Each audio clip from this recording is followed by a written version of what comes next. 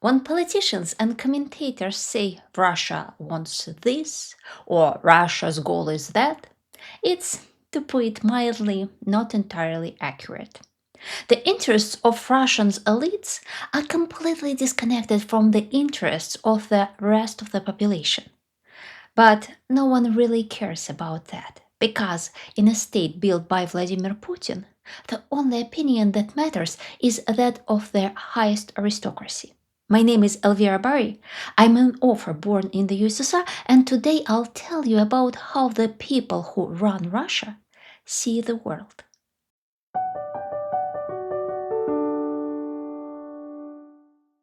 In Russia, the elite are considered those who have access to the state budget and the power to influence people's lives. For example, a mayor is part of the elite because they control their city's property. A judge is part of the elite because by their command, the police and correctional services will act. The leadership of resource companies is also considered elite because the state has entrusted them with managing the flows of oil, gas, and other natural resources. The elite also includes high ranking officials, top employees of federal media, university rectors, state owned enterprise leaders, and artists who can secure state resources for their projects. A separate category of the elite consists of the owners and top managers of private companies that work with the government. It's important to understand that simply being wealthy does not make someone part of the elite unless they have strong connections with the state and are embedded in an influential clan. These individuals may use money to solve their problems, but in reality, they are completely defenseless against the state if it decides to ruin them. And there are many such cases.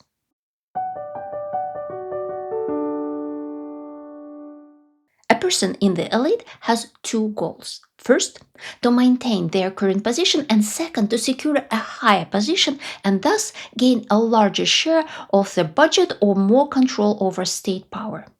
The ultimate goal of all this is career advancement and building a personal network, a clan of trusted individuals who are personally invested in your success.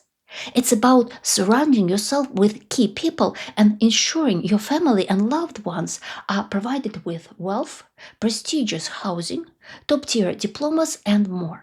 Before the war with the Ukraine began, the system worked like this. A person would extract money from the budget by any means necessary, improve their lifestyle, building estates, buying cars, and vacationing in places like the Maldives. The next step was to move the money abroad and invest it profitably. The reason for this is simple. In Russia, no one guarantees you property rights. If you fall out of favor, everything can be taken from you. Plus, you want your children to live, study, and work in the West. So they are sent to private schools and the best universities. With this same goal, the elite often sought second citizenship. The most prestigious citizenships were from the United States and the United Kingdom. But not everyone could get this, so second citizenships were often obtained in places like Cyprus, the Czech Republic, or Israel. One of my followers who lives in London asked me, "Why are there so many Russians here?" These are the children and grandchildren of Russia's elite, or the retired officials and businessmen themselves. Some established themselves in the West and started running businesses, but more often than not, the money came from a government official who earned it in Russia and sent it to his or her family. By the way, the Chinese, Iranians, Arabs, Indians, and many others use the exact same system. When the war started and sanctions were imposed on Russia, moving and legalizing money abroad became much more complicated. Moreover, Putin began cracking down on those with dual citizenship. There was a real risk of being fired or having your property seized. But, as they say in Russia, water finds its way. Capital outflows continue as they always have. A whole infrastructure has emerged that allows people to transfer money, exchange currencies, get documents, and so on.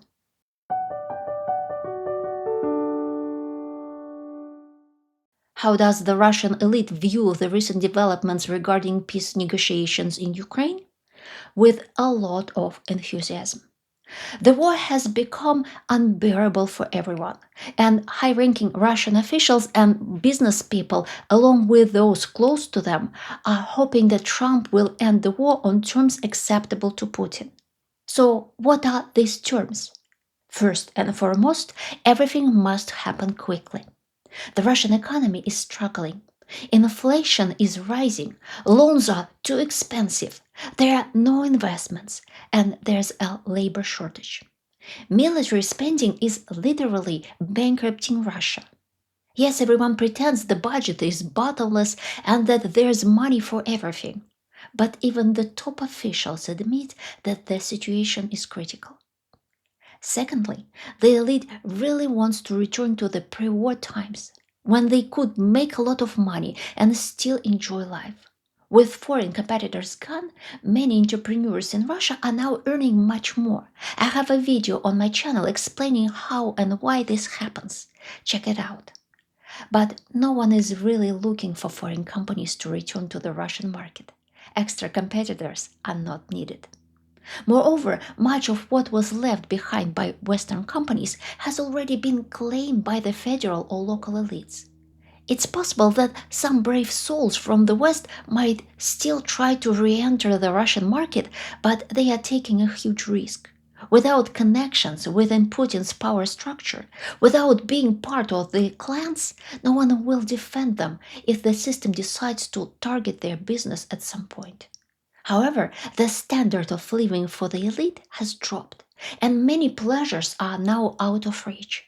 For example, it's no longer so easy to hop on a plane and travel abroad. Now, to get to Paris, you have to fly through Turkey or Dubai. Those with money can still buy whatever they want, but the very fact that you can't simply order something online or pay for a hotel or flight with a Russian card is degrading and frustrating for the Russian elite. It feels like they have been shown the door. The frustration is even stronger because most of these people did not vote for the war and had no influence on its start. The decision to attack was made by one person, Vladimir Putin. The rest were forced to support him because of the way power is structured in Russia. If you oppose the Tsar, you and your clan are condemned to fall from favor.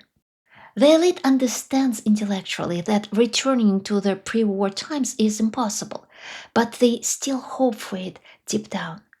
They don't feel guilty about what has happened, and as a result, they perceive any sanctions as unjust.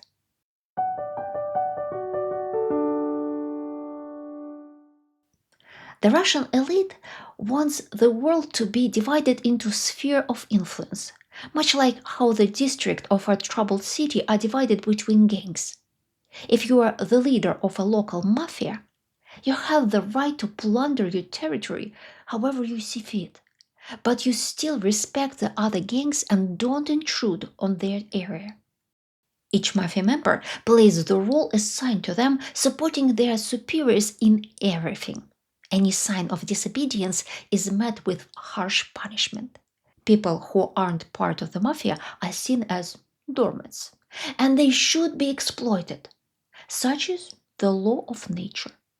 No one asks what the doormats want. They must obey the rules set by the mafia and yield to its members in every way. For instance, if a high ranking mafia member takes a liking to your factory, you'll sell it to them for whatever price they dictate. If you are unhappy with that, you can go to court, ha ha ha. But serious people don't settle matters that way. You need to go to a powerful mafia member and negotiate through them. If you have no one to turn to, then you're just a doormat, and things will only get worse for you. The Russian elite is absolutely convinced that the same rules exist in democratic countries.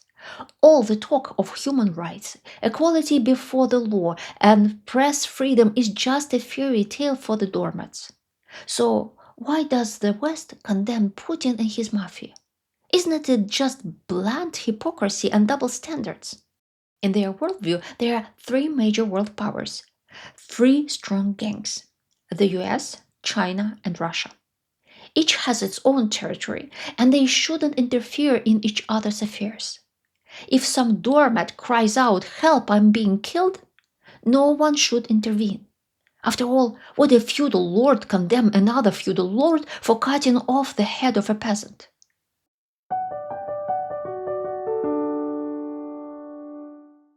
The Russian elite is marked by extreme cynicism and a lack of belief in morality and law. They believe in personal connections and the right of the strong. They honestly don't understand why was it acceptable for NATO to bomb Iraq, but they can bomb Ukraine. Why does the West fund our opposition, yet we are not allowed to interfere in American elections? At the same time, the elite doesn't delve into details or study the history of the matter. They often express outrage over the bombing of Belgrade. Look, NATO attacked defenseless Serbs. What they don't know is what the army of the Republic of Srpska did in Srebrenica. Similarly, they lament the bitter fates of Muammar Gaddafi or Saddam Hussein, but have no knowledge of what those dictators did. And they have no interest in studying it further. No one wants to hear unsolicited history lesson if they don't align with their established beliefs. In this worldview, Ukraine is not a subject and has no agency whatsoever. The Russian elite believes that the people of Ukraine can't have an opinion about the future of their country. It is Russia's sphere of influence because Ukraine was once part of the Russian Empire and later the USSR. This country can have no independence and therefore its resistance is simply a result of America's prodding. This is a direct attack on our territory, and we must defend our rights. Europe too has no agency because it lacks any significant military forces and most importantly the will to win. The US has powerful aviation and fleets. Russia has combat experience, some stockpiles of old Soviet weapons, and hundreds of thousands of doormats ready to exchange their lives and health for $40,000. That's about how much the Ministry of Defense pays for signing a contract. Do you, dear Europeans, have such resources? Do you have anyone to send to the bloody battles? No? Then just sit down and keep quiet. The serious players will work out the territorial divisions without you, and you'll simply accept the new terms because you have no other choice.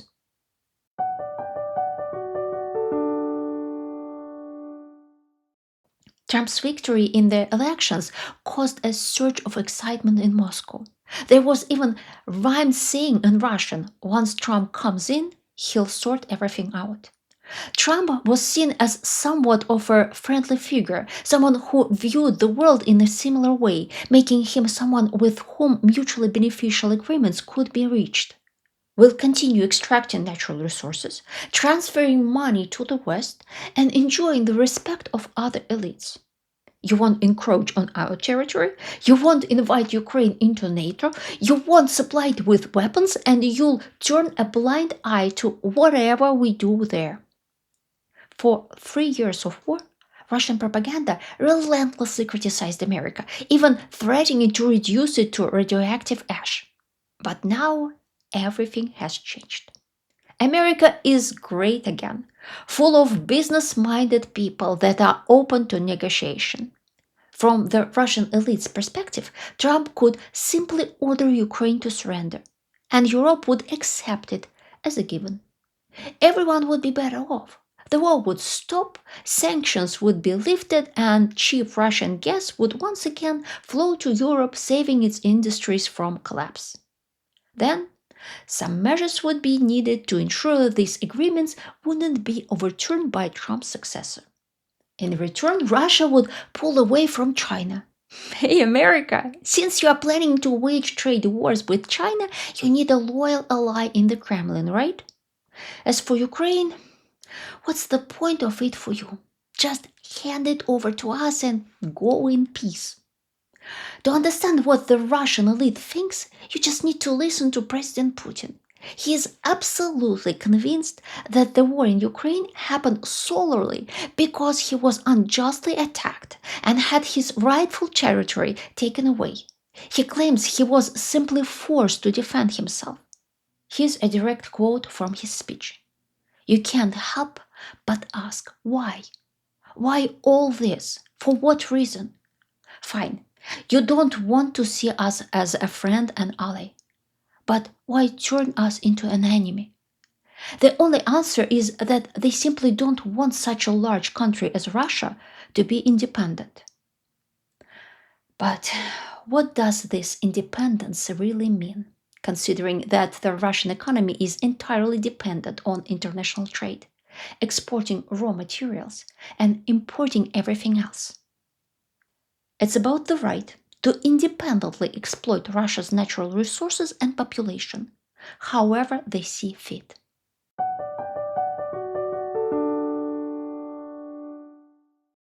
It's important to understand that not all Russians think this way. Russia is not a democracy, and the will of the people does not matter at all. Elections are a mere formality. First, because they exclude anyone who might challenge the ruling elite. And second, because the vote counting is done however they see fit. Russia is not a monolith. It is made up of several social strata, each of which is vastly different from the others. First, Russia is the elite, whose goal is to maintain power indefinitely and continue to enrich themselves. Second, Russia is the educated urban population that aligns with Western values. Their goal is to transform Russia into a state similar to Canada or the Scandinavian countries, focusing on the rule of law and the system of checks and balances. In the last decade, the Second Russia held massive demonstrations, demanded fair elections, and pushed for a change of leadership. They created wonderful educational and charitable projects, learned, connected, and hoped for a beautiful Russia of the future. Its leader was Alexei Navalny. But he was killed in prison. His followers were hunted, and Second Russia fell silent, hid or left. An unarmed person who rejects violence cannot stand up to an armed police officer. Third Russia is made up of ordinary people who focus on their personal interests and don't care about politics because they genuinely believe it doesn't matter. Their goal is personal well-being under any regime. Some focus only on personal matters and refuse to talk about the war. Others declare full support for the government while hoping the war ends soon. I've seen people in social media posts expressing fear that the end of the war means the end of military orders. And how would they pay off their mortgages? Fourth Russia is the Z community. These are romantic nationalists who believe in the revival of the Russian Empire, Russia's special role in history, the great Russian idea, and so on. These people live in messianic fantasies and desire glory, greatness, and the destruction of the Ukrainian state. In their worldview, the West plays the role of Satan, and Ukraine is its servant. Most of them have never been to the West and don't speak foreign languages, but they need someone to blame for all their failures. So they use familiar ideological frameworks from the Soviet era. In their minds, the USSR was a great power. The West defeated it in the Cold War, and now they need to fight again to restore justice. These people view the world from a special perspective. Some of them actively participate in the war and witness the death, the destruction, yet their minds do not perceive this as a catastrophe. On the contrary, they see war as something noble, even soul purifying. I know a woman who went to Donetsk, saw firsthand how unbearable life had become in the city, and still expressed excitement.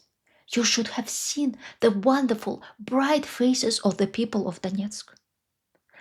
Trying to change the minds of this group is useless. It's about faith, not facts or knowledge.